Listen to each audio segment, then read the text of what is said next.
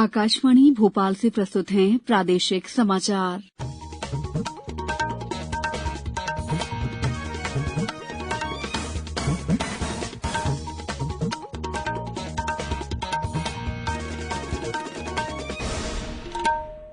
नमस्कार, समाचारों के साथ मैं दीपा सिंह।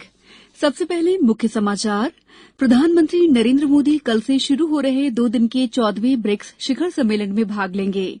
मुख्यमंत्री ने औषधीय खेती किसानों के लिए लाभदायक बताया, किसानों को प्रशिक्षण देने पर दिया बल। मुख्यमंत्री ने कहा कि पीएम गतिशक्ति योजना बनाने और उन्हें लागू करने का प्रभावी साधन है और अभी भी पूरे प्रदेश में मानसून के सक्रिय होने का इंतजार। अब समाचार विस्तार से। प्रधानमंत्री नरेंद्र मोदी कल से शुरू हो रहे 2 दिन के 14वें ब्रिक्स शिखर सम्मेलन में भाग लेंगे। इसका आयोजन चीन कर रहा है। वर्चुअली आयोजित किए जा रहे शिखर सम्मेलन का विषय है वैश्विक विकास के नए युग के लिए उच्च गुणवत्ता की ब्रिक्स भागीदारी को बढ़ावा।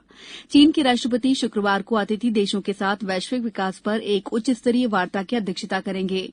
इनमें ब्रिक्स नेता और प्रासंगिक उभरते बाजारों तथा विकासशील देशों के नेता भाग लेंगे। विदेश मंत्रालय ने कहा है कि ब्रिक्स सभी विकासशील देशों की चिंताओं के मुद्दों पर चर्चा और विचार विमर्श करने का एक मंच बन गया है। ब्रिक्स देश संगठन को अधिक समावेशी और अधिक प्रतिनिधित्व वाला बनाने के लिए बहुपक्षीय व्यवस्था में सुधार के लिए नियमित रूप से आह्वान करते रहे हैं।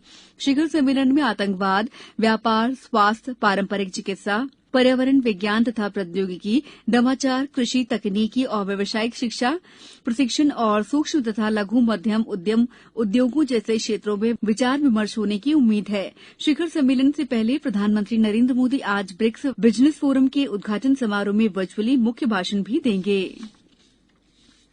प्रधानमंत्री नरेंद्र मोदी कल सुबह 10:30 बजे वाणिज्य और उद्योग मंत्रालय के नए परिसर वाणिज्य भवन का उद्घाटन करेंगे। इस दौरान वे निर्यात नाम से नए पोर्टल की भी शुरुआत करेंगे। इसमें भारत के विदेशी व्यापार से संबंधित सभी आवश्यक सूचनाएं उपलब्ध होंगी।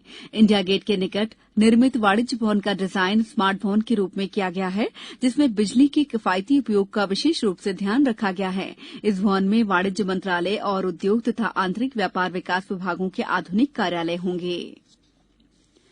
मुख्यमंत्री शिवराज सिंह चौहान ने कहा है कि औषधीय पौधों की खेती किसानों के लिए लाभदायक है।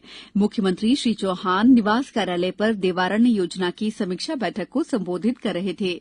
उन्होंने कहा कि औषधीय पौधों की खेती को प्रोत्साहित करने के लिए संचालित देवारण्य योजना समयानुकूल है। बदलती वैश्विक परिस्थितियों और स्वास्थ्यगत आवश्यकताओं के परिणाम स्वरूप जड़ी बूटियों का महत्व और उनकी मांग बढ़ी है।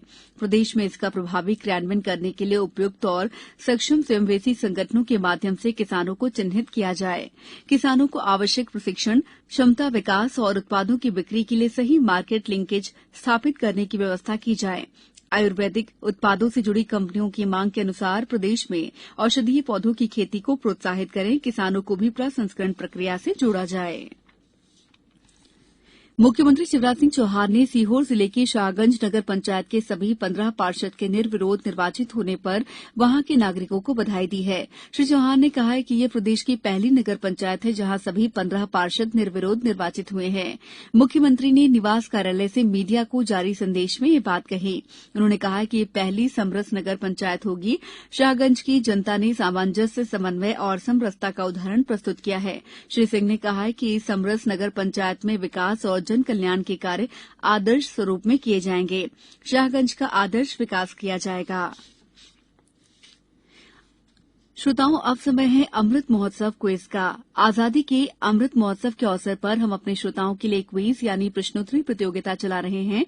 इसमें मध्य प्रदेश में स्वतंत्रता संग्राम, स्वतंत्रता सेनानियों, प्रदेश के इतिहास, भूगोल, पर्यटन स्थलों और अन्य घटनाओं से संबंधित एक प्रश्न हर बुधवार पूछा जा रहा है। इस बार का सवाल है, मध्य प्रदेश की ऊर्जा राजधानी किस जिले को कहा जाता है? आप इस प्रश्न का उत्तर हमारे ईमेल आकाशवाणी समाचार quiz@gmail.com या हमारे व्हाट्सएप नंबर 9589943350 पर दे सकते हैं। उत्तर के साथ अपना नाम, पूरा पता, मोबाइल नंबर और अपना एक फोटो जरूर भेजें। सही उत्तर देने वाले श्रोताओं में से भाग्यशाली विजेता का नाम अगले दिन गुरुवार शाम 7 बजे प्रसारित होने वाले समाचारों में घोषित किया जाएगा। इसके साथ ही विजेता का नाम और फोटो आकाशवाणी समाचार के सोशल मीडिया हैंडल्स पर भी साझा किया जाएगा। प्रश्न एक बार पुनः सुन लीजिए। मध्य प्रदेश की ऊर्जा राजधानी किस जिले को कहा जाता है? समाचारों में वक्त है ब्रेक का। ये समाचार आप आकाशवाणी भोपाल से सुन रहे हैं। हमारे समाचारों को अब आप कभी भी और कहीं भी अपनी सुविधा के अनुसार सुन सकते हैं। ये समाचार बुलेटिन YouTube, ट्विटर और फेसबुक पर AIR न्यूज भोपाल पेज पर सुने जा सकते हैं। इसके अलावा आप हमारी वेबसाइट newsonair.nic.in पर या फिर AIR न्यूज ऐप पर भी समाचार सुन सकते हैं। ब्रेक के बाद समाचारों में आपका एक बार फिर स्वागत है। मुख्यमंत्री शिवराज सिंह चौहान ने कहा है कि पीएम गति शक्ति योजना निर्माण और क्रियान्वयन का प्रभावी साधन है। इसके प्रभावी उपयोग से समय की बचत के साथ योजनाओं का बेहतर और मितव्ययी क्रियान्वयन सुनिश्चित होगा। श्री चौहान अपने निवास कार्यालय में पीएम गति शक्ति मध्यप्रदेश की समीक्षा बैठक को संबोधित कर रहे थे। उन्होंने कहा कि मध्यप्रदेश में मैदानी स्तर तक अधिकारी कर्मचारियों का पीएम गति शक्ति से ओरिएंटेशन किया जाए। पीएम गति शक्ति में प्रदेश से संबंधित कोई भी जानकारी या डेटा को जोड़ने की आवश्यकता हो तो उसकी समय सीमा में पूर्ति की जाए। विदिशा जिले के थाना ग्यारसपुर के ग्राम पीपलखेड़ी के पास आज सुबह हुए सड़क हादसे में 3 लोगों की मौत हो गई। जानकारी के अनुसार एक गाड़ी विदिशा से सागर की ओर जा रही थी जिसमें 7 बाराती सवार थे।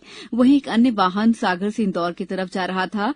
दोनों वाहनों की आपसी भिड़ंत में महू इंदौर निवासी पति पत्नी सहित ड्राइवर की मौत हो गई। ग्यारसपुर थाना के प्रधान आरक्षक ने बताया कि 108 एम्बुलेंस से घायलों को ग्यारसपुर सामुदायिक स्वास्थ्य केंद्र पहुंचाया गया। घायलों को बाद में जिला अस्पताल रेफर किया गया। मौसम केंद्र के अनुसार दक्षिण पश्चिम मानसून की एक टर्फ लाइन प्रदेश की उत्तरी सीमा से गुजर रही है। वहीं मानसून चंबल और मालवा संभाग के जिलों को छोड़कर राज्य के अन्य जिलों में सक्रिय है। पिछले 24 घंटों के दौरान भोपाल, इंदौर, उज्जैन संभागों के कुछ जिलों में कहीं कहीं वर्षा हुई। वहीं चंबल और नर्मदापुरम संभाग में भी कुछ स्थानों पर बारिश रिकॉर्ड की गई। रीवा संभाग में मौसम शुष्क रहा। मौसम केंद्र ने अगले 24 घंटों में जबलपुर, भोपाल, नर्मदापुरम और उज्जैन संभाग में कहीं कहीं गरज चमक के साथ बौछारें पड़ने का अनुमान जताया है। वहीं छिंदवाड़ा और बैतूल जिलों में मध्यम से भारी वर्षा की चेतावनी दी गई है। अब कुछ समाचार संक्षेप में। नीमच में त्रिस्तरीय पंचायत आम निर्वाचन 2022 के अंतर्गत ग्रामीण मतदाताओं को मताधिकार का प्रयोग करने और मतदान के लिए जागरूक करने के लिए जिले में नियुक्त ब्रांड एम्बेसडर साक्षी नागर ने ग्राम धनेरिया कला में स्व सहायता समूह की महिलाओं की मानव श्रृंखला बनाकर मतदान करने की शपथ दिलाई। छिंदवाड़ा के आंचलिक कृषि अनुसंधान केंद्र ने जिले के किसानों को मौसम के अनुसार कृषि कार्य करने की सलाह दी है। गुना कलेक्टर ने विपरीत पारिवारिक परिस्थितियों के कारण सड़क पर रहने वाले बच्चों के परिवार को मजबूत करने और बच्चों के पुनर्वास की समीक्षा तथा मूल्यांकन के लिए एक समिति गठित की है। देवास में प्रथम चरण के मतदान के लिए नियुक्त मतदान दलों को द्वितीय प्रशिक्षण दिया गया। प्रशिक्षण सहायक नोडल अधिकारी डॉक्टर एसवीएस राणा ने दिया। शहडोल के नवलपुर में सो नदी पर बन रहा पुल स्लैब ढुलाई के चौथे दिन धसक गया। नदी में पानी का बहाव तेज होने की वजह से निर्माणाधीन पुल का एक हिस्सा धंसका है। निर्माण में उपयोग आने वाले सामग्री और मशीनरी भी नदी में डूब गई। सागर जिले के खुरई विधानसभा क्षेत्र की बरोदिया नगर परिषद के सभी 15 उम्मीदवार निर्विरोध चुनाव जीत गए हैं। खेल एवं युवा कल्याण मंत्री यशोधरा राजे सिंधिया 24 और 25 जून को गुजरात के केवड़िया में खेल मंत्रियों के सम्मेलन में शामिल होंगी। शैक्षणिक सत्र 2022-23 में मध्यप्रदेश के पॉलिटेक्निक महाविद्यालयों में संचालित डिप्लोमा इंजीनियरिंग पाठ्यक्रमों में प्रवेश परीक्षा 12वीं और 10वीं की परीक्षा में प्राप्त अंकों की मेरिट के आधार पर की जाएगी।